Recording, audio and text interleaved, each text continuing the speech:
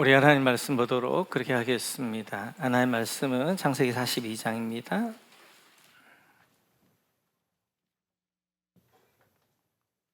창세기 42장 17절에서 25절까지 말씀 보도록 그렇게 하겠습니다.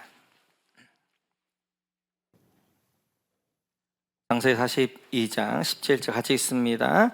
요셉은 그들을 감옥에 사흘 동안 가두었다. 사흘 만에 요셉이 그들에게 말하였다. 나는 하나님을 두려워하고 당신들은 이렇게 하시오. 그래야 살 수 있어. 당신들이 정직한 사람이면 당신들 형제 가운데에서 한 사람만 여기에 갇혀 있고 나머지는 나가서 곡식을 가지고 돌아가서 집안 식구들이 허기를 면하도록 하시오. 그러나 당신들은 반드시 막내 아우를 나에게로 데리고 와야 하고 그래야만 당신들의 말이 사실이라는 것을 증명할 수 있을 것이며 당신들이 죽음을 면할 것이요. 그들은 그렇게 하기로 하였다. 그들이 서로 말하였다. 그렇다. 아우의 일로 벌을 받는 것이 분명하다. 아우가 우리에게 살려달라고 애원할 때 그가 그렇게 괴로워하는 것을 보면서 우리가 아우의 애원을 들어주지 않은 것 때문에 우리가 이제 이런 괴로움을 당하는구나. 르우벤이 그들에게 대답하였다. 그러기에 내가 그 아이에게 못할 짓을 하는 죄를 짓지 말자고 하지 않더냐. 그런데도 너희는 나의 말을 들은 채도 하지 않았다. 이제 우리가 그 아이의 핏값을 치르게 되었다. 그들은 요셉이 통역을 세우고 말하였으므로 자기들끼리 하는 말을 요셉이 알아듣는 줄은 전혀 알지 못하였다. 듣다 못한 요셉은 그들 앞에서 잠시 물러가서 울었다.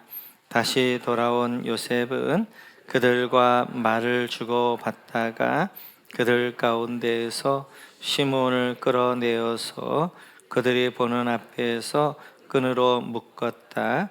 요셉은 사람들을 시켜서 그들이 가지고 온 통에다가 곡식을 채우게 하고 각 사람이 낸 돈은 그 사람의 자루에 도로 넣게 하고 또 길에서 먹을 것은 따로 주게 하였다. 요셉이 시킨 대로 다 되었다. 아멘. 네, 하나님 말씀 같이 보겠습니다. 우리 41장으로 한번 가볼까요? 41장입니다. 56절, 57절 같이 있죠. 시작. 온 땅에 기근이 들었으므로 요셉은 모든 창고를 열어서 이집트 사람들에게 곡식을 팔았다. 이집트 땅의 모든 곳에 기근이 심하게 들었다. 기근이 온 세상을 뒤덮고 있었으므로 다른 나라 사람들도 요셉에게서 곡식을 사려고 이집트로 왔다. 56절에 보면 온 땅에 기근이 들었으므로 밑줄 그어주시고 요셉은 모든 창고를 열어서 밑줄 그어주시고 이렇듯이 이제 요셉이 바로의 꿈을 해석해 준 것처럼 7년 대풍랑이 끝나니까 흉년이 시작하게 되어졌습니다. 그랬더니 요셉이 이제 풍년 동안에 준비했던 거 창고들을 다 열게 되어지죠. 그래서 이제 많은 사람들이 와서 이제 사게 되어지는 57절 밑에 두 번째 부분 보면 다른 나라 사람들도 요셉에게서 곡식을 사려고 이집트로 왔다. 밑줄 그어주시고 이집트에 있었던 사람뿐만 아니라 이제 근동에 있었던 다른 나라 사람들이 이집트로 요셉에게 이렇게 이제 곡식을 사러 와서 엎드려 절하게 되었습니다. 오늘 이 장면은 37장 9절의 성취지요. 우리 먼 37장 9절로 한번 가보겠습니다. 9절. 네, 같이 한번 읽어보고 같이 있습니다. 시작. 얼마 뒤에 그는 또 다른 꿈을 꾸고 그것을 형들에게 말하였다. 들어보셔요. 또 꿈을 꾸었어요. 이번에는 해와 달과 별 11개가 나에게 절을 했어요. 아멘.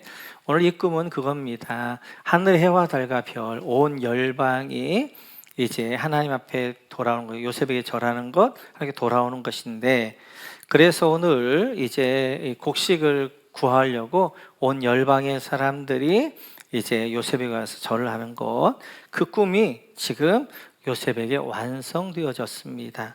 뿐만 아니라 이제 가나안 땅에도 기근이 들게 되어지죠. 우리 42장 1절입니다. 같이 읽죠. 시작. 야곱은 이집트에 곡식이 있다는 말을 듣고서 아들들에게 말하였다. 얘들아, 왜 서로 얼굴들만 쳐다보고 있느냐? 야곱은 이집트에 곡식이 있다 밑줄 그어주시고, 야곱은 이집트에는 곡식이 있다는 말을 듣습니다. 그래서 아들들을, 열아들을 이집트로 보내는데요. 6절 같이 읽어보겠습니다. 시작. 그때에 요셉은 나라의 총리가 되어서 세상의 모든 백성에게 곡식을 파는 책임을 맡고 있었다. 요셉의 형들은 거기에 이르러서 얼굴을 땅에 대고 엎드려 요셉에게 절을 하였다. 여러분, 요셉의 형들은 밑줄 그어주시고, 세 번째 줄이죠. 그리고 요셉에게 절을 하였다. 밑줄 그어주시고, 이제 이렇게 요셉의 형들이 이집트로 내려오게 되어졌고, 그 이집트에서 이제 애굽에 이제 곡식을 구하려고 엎드려 절을 하게 되면 그 절했는데 그 요셉이었어요. 그런데 요셉을 모르는 거죠. 왜냐하면 20년이 지나갔고 또 이제 너무 많이 변했기 때문에 또 얼굴도 볼 수가 없잖아요. 엎드려 절을 하는 것입니다. 오늘 여기 보면 엎드려 절을 했다. 여기다 밑줄 그어 절을 했다는 말이 샤하란 말입니다. 샤하. 이 샤하라는 말은 이제 절하다, 엎드리다, 굴복하다라는 의미가 있게 되어져요. 오늘 이 샤하라는 말을 이제 모세가 쓰고 있는 이유는 이 똑같은 단어를 37장 7절에 쓰고 있습니다. 우리 같이 한번 37절 같이 한번 읽어볼까요? 같이 읽죠. 시작. 우리가 밭에서 곡식단을 묶고 있었어요. 그런데 갑자기 내가 묶은 단이 우뚝 일어서고 형들의 단이 나의 단을 둘러서서 절을 하였어요. 절을 하였어요. 여기 절하다가 샤합니다. 샤. 그래서 형들의 볕단이 요셉에게 절했던 샤하를 그대로 써서 이젠 누가 형들이 어떻게 요셉에게 샤하 절하게 되어지면서 이제 창세기 7장에서 있었던 그 꿈이 완성되어졌다라는 것들을 설명하게 되어져요. 그런데 오늘 창세기 42장을 보면 하나님 이제 그 요셉의 꿈이 완성되어지는 장입니다. 성취되어진 장입니다. 근데 오늘 이 요셉의 꿈이 비전이 성취될 때 보면 조금 이상한 게 있어요. 그게 뭐냐면 요셉의 꿈 순서하고 반대로 성취가 이루어졌다는 거예요. 요셉이 꿈을 꾼 것은 순서는 형제들의 볕단이 자기에게 절을 하는 꿈을 먼저 꾸고 하늘의 해와 달 열방이 자기에게 절하는 꿈을 두 번째 꿨어요. 그런데 성취는 어떻게 되어졌느냐? 이 41장을 보게 되어지니까 온 열방이 자기에게 절하는 두 번째 꿈이 먼저 성취가 되어져요. 그리고 이제 나중에 형제들이 와서 자기에게 절하는 첫 번째 꿈이 성취가 되어집니다. 이렇게 꿈은 첫 번째 꿈과 두 번째 꿈을 꿨는데 왜 성취는 두 번째 먼저 이루어지고 첫 번째가 나중에 이루어지냐 하는 거예요. 이것은 앞으로 메시아가 재림에 오실 때 상황 예언을 이야기하는 거예요. 그러니까 성경은 많은 경우 예수님에 대한 이야기고 그 예수님이 앞으로 어떻게 오실 것인가에 대한 설명이 되어집니다. 그 설명 가운데 하나가 이제 예수님 오시기 전에 두 가지 일이 있을 거예요. 첫째는 열방의 주께로 돌아올 것입니다. 그 일이 먼저 있게 되어질 거예요. 그래서 열방의 주께로 그래 땅끝까지 복음이 증거될 것인데 땅끝까지 복음이 증거된다는 것을 우리는 성교역적으로 어떻게 설명하느냐? 이 땅에는 2만 4천여 종족이 있어요. 2만 4천여 그리고 언어가 있어요. 그 언어로 성경이 모두 번역되어지면 우리는 땅끝까지 복음이 증거됐다라고 보는 것입니다. 근데 2000년까지 12,000 종족의 번역이 이루어졌어요. 그런데 컴퓨터가 발달하면서 2000년부터 2020년까지 8천여 종족의 언어가 번역되어진 거예요. 2000년 동안 12,000 종족이었는데 이게 20년 동안 8천여 종족이 번역됐어요. 그리고 2020년부터 이제 만학자들은 2030년이 되기 전에 전 모든 종족에게 이제 성경이 번역될 것이고 땅과 복음이 증거될 것이다. 어떤 말로 의하면 이제 어떤 그 성경 번역 이제 선교에서 이야기할 때 한 300여 종족 남았다고 이야기하기도 해요. 지금은 AI라 컴퓨터 이런 것이 있기 때문에. 그래서 2030년까지는 모든 민족의 복음이 증거될 거예요. 그리고 그 다음에 이제 뭐냐면 유대인들이 돌아올 거예요. 유대인들이 어떻게 돌아올 것이냐, 오늘 이런 장면이에요. 마치도 이제 가나안 땅에 기근이 임했던 것처럼 아마 이스라엘 땅에 어려움이 있을 거예요. 그 어려움 가운데 민족적 이제 돌아오는 역사가 있을 것이고, 그래서 많은 영적 거장들은 2050년이 되기 전에 주님 오실 것이다라고 말씀하게 되어지는데, 저도 그렇게 생각해요. 2050년이 되기 전에 이 땅은 오래 갈 곳이 못 됩니다. 2050년 되기 전에 이제 앞으로 가면 극과 극으로 계속 갈 거예요. 그래서 이 땅이 지옥이 될 것입니다. 결국 2050년 전에 주님 오신다라고 말씀하게 되어지는데, 그래서 이제 우리에게 중요한 건 오늘 요셉과 형제들의 모습을 보면 형제들은 20년 전이나 지금이 똑같아요. 그러나 요셉은 20년 전의 모습하고 20년 후의 모습이 너무 달라요. 그의 어떤 이제 위상도 그렇고 그의 인품도 그렇고 모든 것들이. 왜 이런 차이냐? 그것은 꿈에 관한 차이입니다. 그러니까 요셉은 하나님의 꿈이 자기 비전이어서 그 20년 동안 엄청난 고생을 했지만 그 비전을 향해서 나갔을 때 그는 엄청나게 변화되어지고 정말 멋진 사람이 됐어요. 그런데 형제들은 꿈이 없습니다. 그냥 하루 먹고 하루 사는 거예요. 그렇게 살았던 20년 후에도 그 모습인 거예요. 그래서 우리 성도들에게 중요한 것이 하나님의 꿈입니다.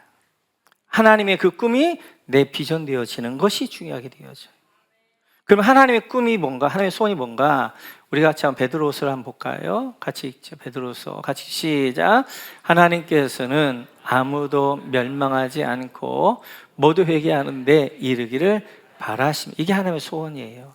아무도 멸망하지 않고 회개하는 데 돌아오기를 원하시는 이 마음, 이게 하나님의 뜻이 되어지고 소원이 되어지고 이게 하나님의 꿈입니다. 영혼 구원이 하나님의 꿈입니다. 이 영혼 구원, 그 꿈을 내 비전으로 삼을 때 우리 안에 비전이 다른 게 아니에요. 하나님 가지고 계신 그 소원, 그 꿈을 내 비전 삼아서 하는 거예요. 그래서 우리가 이런 꿈을 갖게 되어지면 가치가 달라져요. 지금까지는 어떤 세상의 어떤 것들, 물질이랄지 세상의 어떤 것들이 가치에 있었다. 이제는 영혼의 가치로 달라지는 거예요. 한 영혼이 가장 가치 있게 되어지는 거예요. 그 한 영혼에 대한 가치를 갖게 되면 그 가치관 안에서 어떻게 하는 거예요? 우리의 시간과 열정과 삶이 한 영혼을 구원한 일들에 집중하게 되어지는 거예요. 오늘 요셉이 20년 동안 그의 삶이 흐트러지지 않았었던 이유 중에 하나는 그는 비전이 있었던 사람이니까 그래요. 그 비전이 그의 삶을 이끌어가게 되어졌고 그 비전이 그를 그런 사람으로 만들어 가셨어요. 중요한 것은 비전을 품는 거예요. 그러면 하나님이 그 비전을 붙들고 일하기 시작하는 것입니다. 여러분들이 하나님의 꿈인, 하나님의 소원인 영혼구원이라는 이 소원을 내 비전을 함께 시작하면 그때 그 소원함을, 그 꿈을 가지고 하나님은 일하시기 시작하는 거예요. 그런데 이런 하나님의 꿈을 갖게 되어지면 우리에게 엄청난 영적 유익들이 있습니다. 첫째는 삶의 방향성이 분명해져요. 그리고 삶의 목표가 있습니다. 삶의 질서가 있게 되어져요.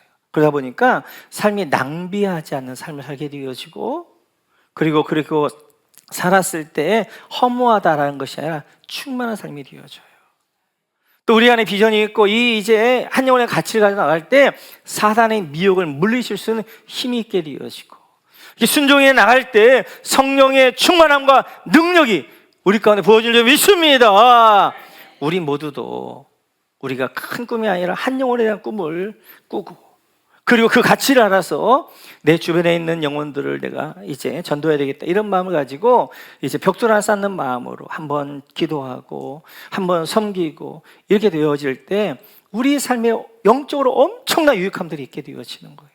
우리 모두 이런 하나님의 꿈을 꾸고 하나님의 꿈이 우리 가운데 이루어지는 축복과 은혜가 함께 하시기를 주님의 이름으로 축원합니다. 오늘 이 형제들 앞에 나타난 요셉은 이런 모습입니다. 우리 같이 한번 7절 같이 한번 볼까요? 7절. 7절 같이 해서 시작. 요셉은 그들을 보자마자 곧바로 그들이 형들임을 알았다. 그러나 짐짓 모른 채 하고 그들에게 엄하게 물었다. 당신들은 어디에서 왔소? 여러분 보자마자 밑줄 그어주시고, 요셉은 보자마자 형제들을 압니다. 안 변했어요. 안 변했어. 달라진 게 없어요. 그냥 보자마자 아는 거예요. 그런데 그 밑에 보면 짐짓 모른 채 하고 밑줄 그어주시고, 형들인지 알지만 모른 채 한 거예요. 그리고 엄하게 물었다는 거예요. 뭐라고 했어요? 당신들은 어디에서 왔어? 엄하게 거칠게 형제들을 몰아칩니다. 뿐만 아니라 9절에 보면 이렇게까지 이야기해요. 같이 읽죠. 시작. 그때에 요셉은 형들을 두고 꾼 꿈을 기억하고 그들에게 말하였다. 당신들은 적자들이요, 이 나라의 허술한 것이 어디인지를 엿보러 온 것이 틀림없소. 당신들은 적자들이요, 밑줄 그어주시고, 이제 어디서 왔느냐라고 엄하게 질책할 뿐만 아니라 당신들 보니까 첩자야, 정탐꾼이야 라고 그를 몰아붙입니다. 그래, 그들 어떻게까지 하냐면 17절 한번 보시겠습니다. 17절 같이 읽죠. 시작. 요셉은 그들을 감옥에 사흘 동안 가두었다. 여러분, 그들을 감옥에 사흘 동안 가두었다. 사흘에다 동그라미 쳐주시고, 하나님은 3일을 참 좋아하는 것 같아요. 3일의 숫자를. 3일치 하나님, 3일 이제 아브라함도 3일 길. 그래서 성경에 보면 3일이 참 많습니다. 예수님 부활 3일, 그리고 삼시세판 뭐 이런 것도 있고. 오늘 요셉이 하나님 닮아가지고 3일 동안 그들을 이제 가둬두게 되어지는데, 그럼 이런 생각을 해볼 수 있을까? 아, 요셉은 20년 만에 온 형제들이잖아요. 그러면 반갑게 맞아야 되는데 왜 이렇게 엄하게 이제 몰아치냐는 거예요. 모른 채 하고, 그러면서 엄하게 몰아치고, 그리고 뭐 정탐꾼이라고 이제 하기도 하고, 그들을 어떻게 하는 거예요? 감옥에 가두기도 하고. 왜 이러냐는 거예요. 원한 때문에? 그래, 너희들 날 팔았지? 잘 걸렸다. 너희들 한번 죽어봐. 그러시면 안 갚으면 하는 거예요? 아니죠. 우리가 봤던 것처럼 요셉은 이미 이제 그가 하나님의 뜻을 꿈을 꾸는 순간 그 안에 있었던 이런 형들에 대한 이런 것보다는 하나님의 뜻이 있을 거라고 믿고 왔고, 그 뜻을 이뤘어요. 이미 그 하나님이 그 안에 쓴뿌리가 있고 뭐 이렇게 원한이 있고 이런 사람들은 안 씁니다. 하나님 동행하는 사람은 그런 것들이 해결되어졌기 때문에 쓰게 되어지거든요. 지금 요셉이 이렇게 하고 있는 이유는 뭔가 지금 형제들을 사랑하지만 형제들의 뭔가 문제를 해결해야 된다는 생각을 하고 있는 거예요. 한 번은 매듭을 지어야 됩니다. 매듭을.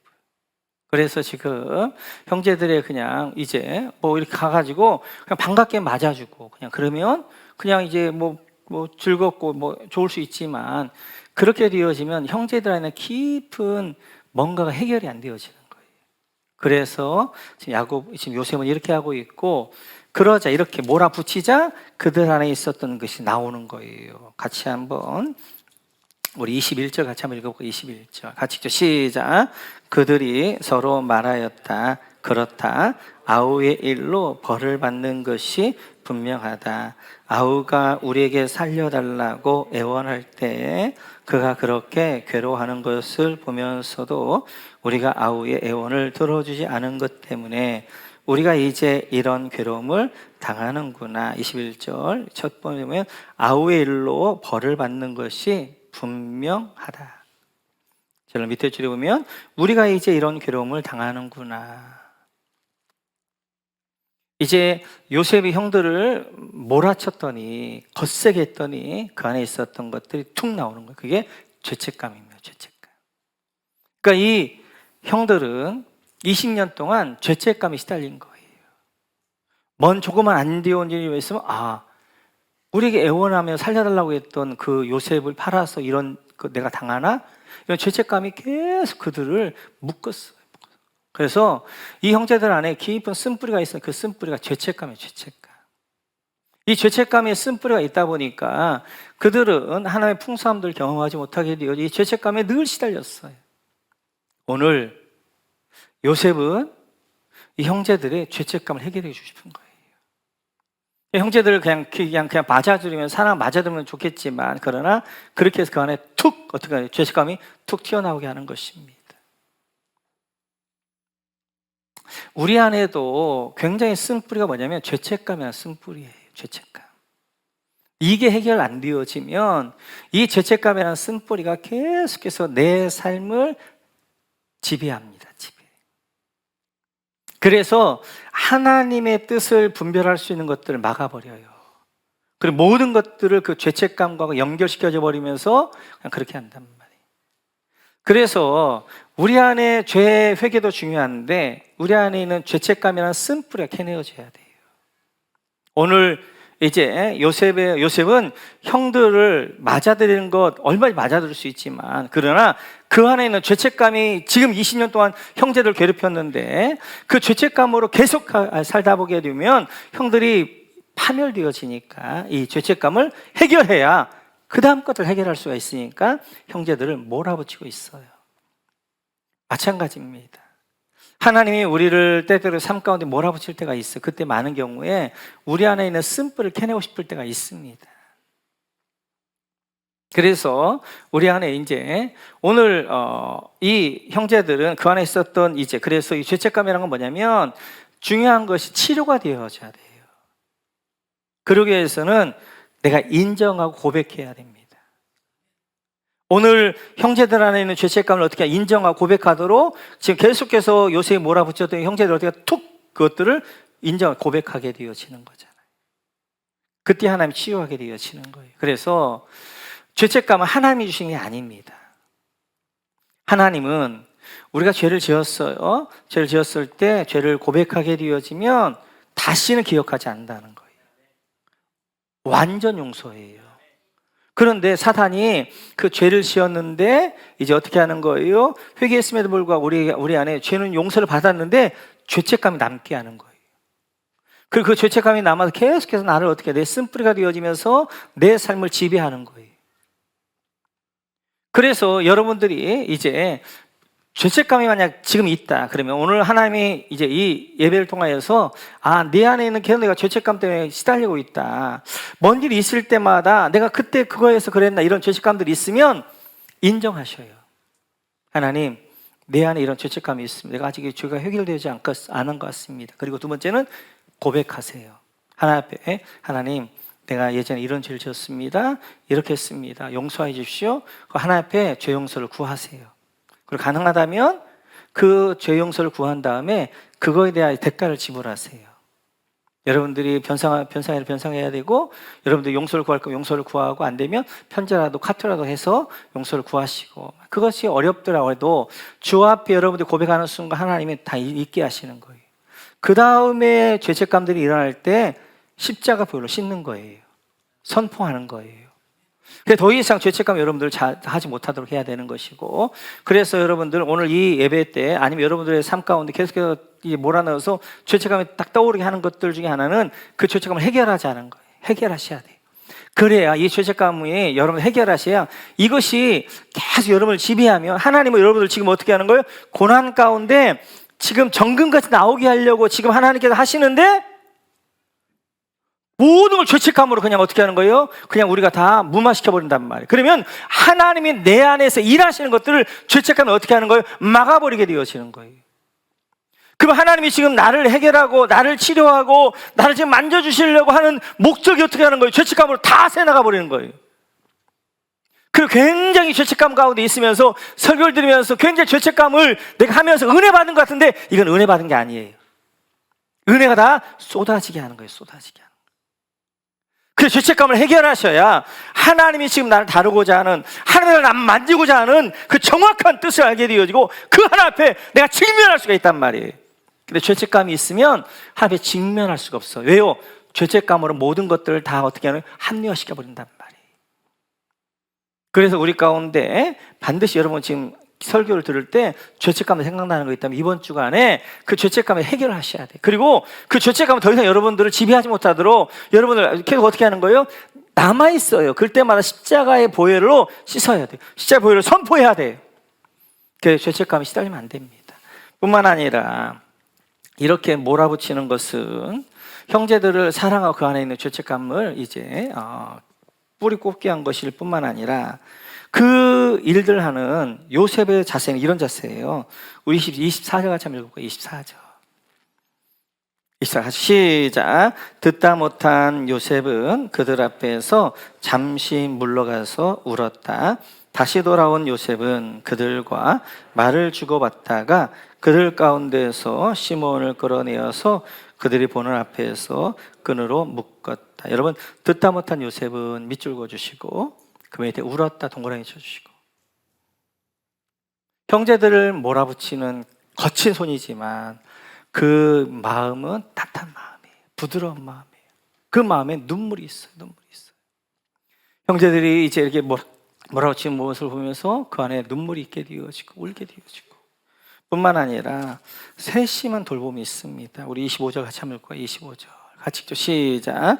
요셉은 사람들을 시켜서 그들이 가지고 온 통에다가 곡식을 채우게 하고 각 사람이 낸 돈은 그 사람의 자루에 도로 넣게 하고 또 길에서 먹을 것을 따로 주게 하였다.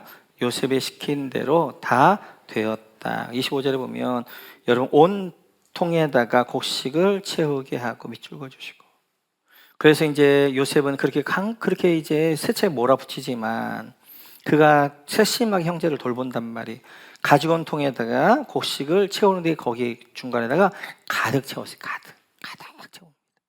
최대한 이제 채울 만큼 채우게 되어져요. 그리고 각 사람이 낸 돈을 그 사람의 자루에 돌아놓고 밑줄 그어주시고, 앞으로 이제 이게 이제 흉년이 이번 하면 끝나는 게 아니에요. 7년 동안 내어질 거예요. 그렇기 때문에 돈을 그 자리에 다 넣어줍니다.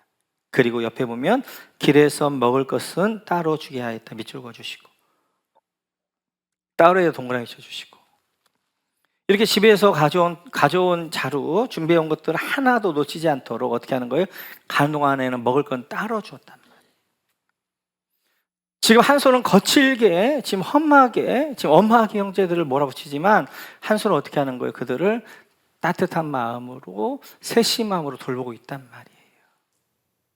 그래서 이제 세심한 마음으로 돌보게 되어지고, 오늘 요셉은 결국 하나님의 모습입니다.